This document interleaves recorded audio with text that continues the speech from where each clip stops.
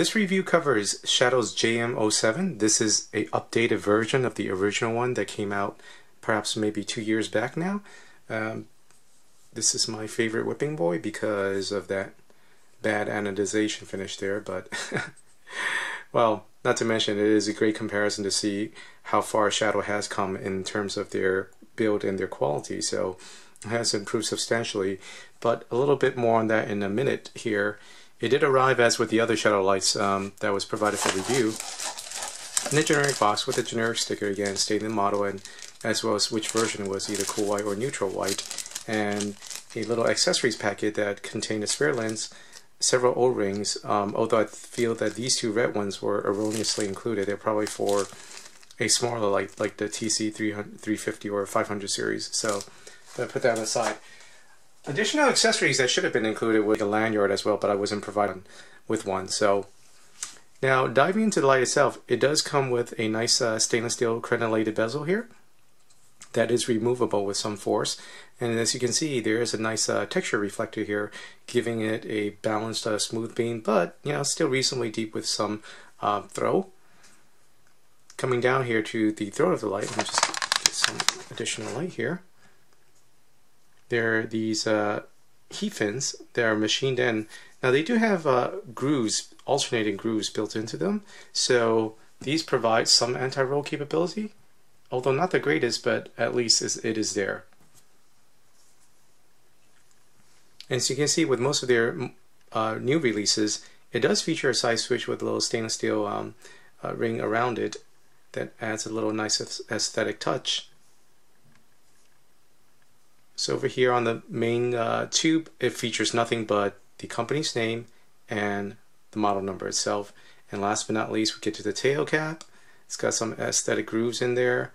The texturing is fairly smooth overall, so it doesn't really contribute much, but figure with the flared head here and a nice recess for your thumb here, you really shouldn't have too much problems with grip.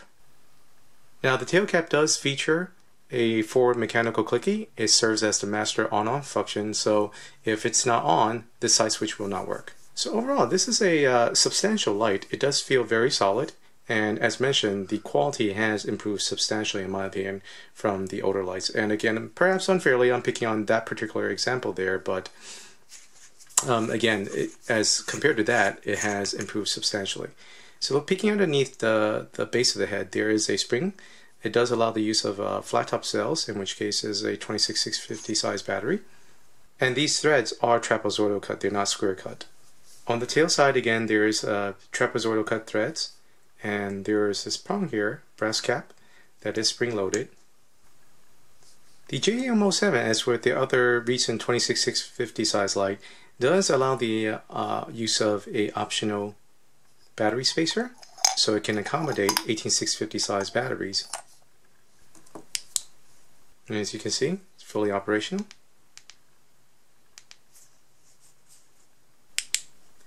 There is an optional extender for the JM07 that allows it to use two 26650 size batteries or two 18650s with the optional spacers. I did notice that with the tube installed towards the head, I was actually not able to get it turned on.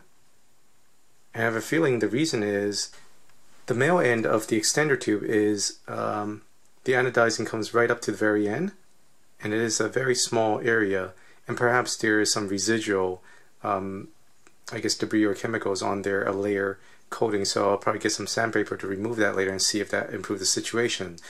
But for now, the only way that I was able to get this to light was with the extender at the tail end. With the extender installed, it does turn it into a little bit of a baton, since this isn't a turbo head, so but it still feels pretty good in the hand. Now, this is perhaps where the smooth texturing does come into play, because I no longer feel like I have great grip, and it is fairly smooth, so it is a little difficult to handle, and perhaps even worse with like cloth gloves or under wet conditions. Now, by size comparison, it's probably not too much bigger lengthwise than a comparable 2-cell light. It is, of course, a little wider except for the head, which is again a non-turbo head. The overall fit and finish, in my opinion, is leaps and bounds definitely better than the previous models, but again, perhaps that's being a little unfair. But I'm glad that at least as a company, they have made an effort to improve their models, and as well as the quality of their lights. So overall, the anodizing, I did not notice any missing between the grooves, which are very common issues with poor anodizing. And also there was none missing on the sharp edges. As you can see, all of the laser engraving was nice and sharp with no blotchiness whatsoever. And that includes the bit at the head as well. And finally, an existing website that you could actually go to. It does feel very solid overall. I feel it could definitely withstand a few knocks, and does feel very nice in the hand because of the size of the battery and the tube. It does feel fairly substantial in the hands without being overly large. So let's get into the UI now. Turn the light on, press the forward clicky, and the forward clicky, it allows momentary use, so you can use it for signaling purposes. It will not change the levels. That level change is solely governed by the side switch. Now, to switch the light between modes, you single click it from high to medium to low. At any point, double click to access the strobe. And this is the same UI as most of the recent lights, so you saw that it did cycle to the next level before it engaged the strobe. There is no standby mode, so pressing and holding will not do anything other than changing the mode when you do let go. Because the JM07 does feature a orange peel reflector, it does provide a good balance between flood and throw. So to demonstrate this, I currently have the exposure locked at f2.8 and a shutter speed of 1/400th of a second. Okay, and as mentioned, it starts off in high, and as you can see, there's a fairly good transition between the hotspot there and the spill here, with no rings of Saturn, pretty much.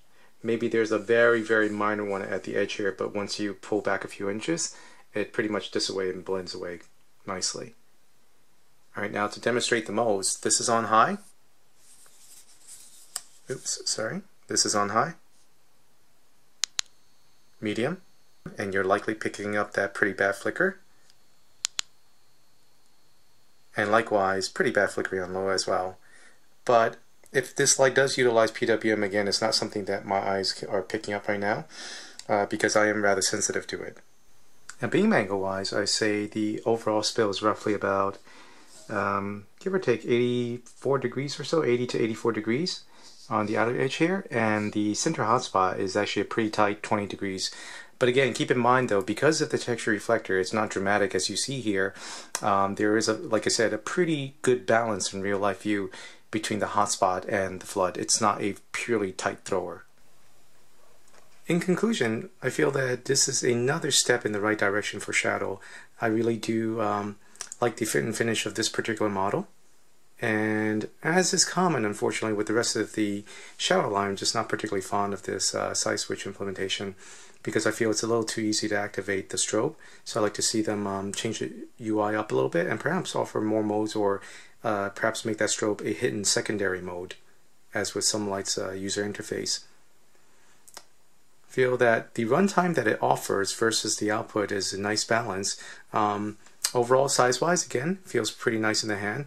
I guess because of this extra size of the tube, it does kind of feel like it's gripping, like, I don't know, perhaps a motorcycle handlebar or bicycle handlebar, a reasonably thick one, that is. And it does feel very good in the hand, either in an overhand grip, or underhand grip.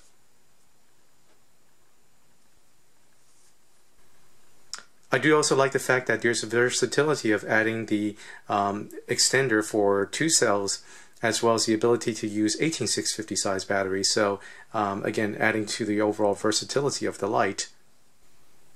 I feel that as Shadow makes strides in their fit and finish department, and perhaps change up the UI a little bit, they will make great strides towards taking on the competition and really providing them with a nice challenge. So kudos, Shadow. That concludes this review, and as part of FTC disclosures, the Shadow JM07 was provided by sbflashlights.com for review. Thanks again for watching.